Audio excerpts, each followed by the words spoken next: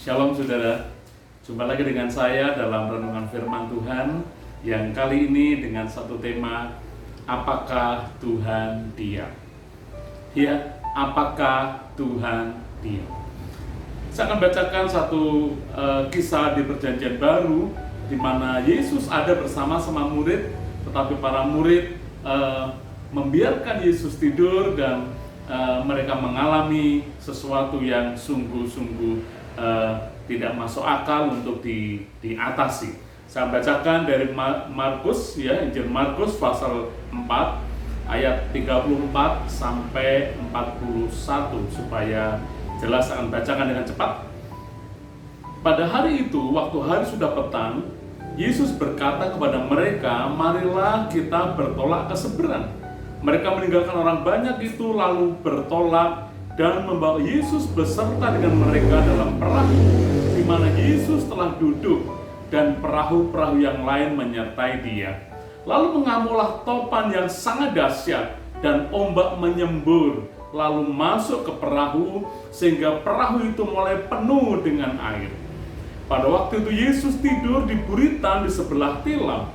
Maka murid-muridnya membangunkan Dia dan berkata kepadanya, "Guru, Engkau tidak peduli kalau kita binasa." Ia pun bangun menghardik angin itu dan berkata kepada danau itu, "Diam, tenanglah." Lalu angin itu reda dan danau itu menjadi teduh sekali. Lalu ia berkata kepada mereka, "Mengapa kamu begitu takut? Mengapa kamu tidak percaya?" Mereka menjadi sangat takut dan berkata seorang kepada yang lain, "Siapa gerangan orang ini sehingga angin dan danau pun taat kepadanya?" Saudara sekalian, murid-murid bersama Yesus sudah begitu lama, ya, bertahun-tahun bersama dengan Yesus, tapi murid-murid belum bisa mengenali siapa Yesus. Ya, waktu badai mengamuk, topan mengamuk, mereka lupa ada Yesus bersama-sama dengan mereka, yang Yesus itu adalah Yesus yang berkuasa. Nah, kalau hari-hari ini kita ada di sebuah situasi yang tidak mengenakan, ya, pandemi corona yang masih begitu tinggi, ya, masa depan seperti apa kita belum mengerti, ya, usaha-usaha belum bisa lancar. Kita sudah berdoa, sudah banyak orang sudah begitu berseru, tapi seperti tema pada saat ini, seolah-olah Tuhan diam. Ya, dunia sedang dilanda corona, dunia sedang dilanda pandemi yang sangat menakutkan. Tapi di mana Tuhan? Sepertinya Tuhan diam. Saya berpikir, mengapa Tuhan tidak memakai hamba-hamba Tuhan yang luar biasa dipakai kesembuhan? Ya, begitu orang dites positif, lalu datang hamba Tuhan itu tumpang tangan didoakan, dia sembuh, dia negatif. Wah, itu pasti dahsyat. Kenapa Tuhan tidak datangkan seperti Musa dengan tongkatnya bisa membelah laut, dengan tongkat hamba Tuhan itu bisa ditumpang tangan dan corona lenyap? Kenapa tidak? Kenapa seolah-olah Tuhan diam? Apakah benar Tuhan itu diam saat ini? Nah, dari bacaan ini saya mengajak kita merenungkan beberapa hal. Apakah yang sebenarnya sedang Tuhan inginkan dari umatnya? Apakah yang sedang Tuhan rindukan dari umatnya? Mari kita belajar yang pertama. Sesungguhnya Dia sedang menunggu umatnya berbalik kepadanya. Ya, Tuhan sedang menunggu umatnya berbalik kepadanya.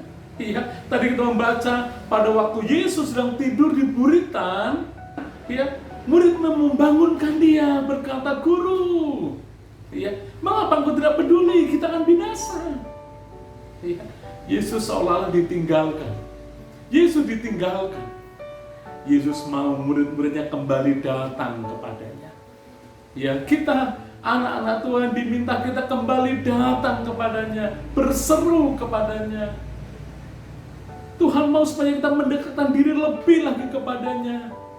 Ya, bahkan saya mengutip dari 2 Petrus pasal 3 ayat 9, ya, Tuhan itu tidak lalai menepati janjinya. Dalam peristiwa tadi murid-murid seolah-olah mereka sedang berkata seorang pria lain, Tuhan tuh kok diam saja ya? Dia berjanji melindungi kita, tapi dia mengapa tidur saja ya? Padahal firman itu berjanji, Tuhan tidak lalai menepati janjinya. Tuhan mau supaya ya semua orang itu berbalik kepadanya, ya, bertobat kepadanya. Tuhan mau supaya setiap orang berbalik dan bertobat supaya tidak binasa. Pesan pertama dari renungan ini, Tuhan mau kita kembali kepadanya. Engkau yang sudah jauh dari Tuhan hari-hari ini, engkau yang sudah mulai meninggalkan Tuhan hari-hari ini, mari kembali kepadanya. Kembali kepadanya. Ini pesan yang pertama. Pesan yang kedua, apakah yang dinanti Tuhan dari kita di masa pandemi ini? Iya, Tuhan sedang menunggu umatnya untuk kembali percaya kepadanya. Bukan saja berbalik, ya, hanya ingat, tapi percaya. Iya, percaya.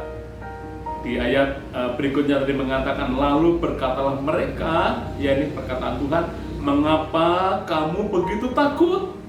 Dikatakan, mengapa kamu tidak percaya? Mungkin sudah mulai putus harapan.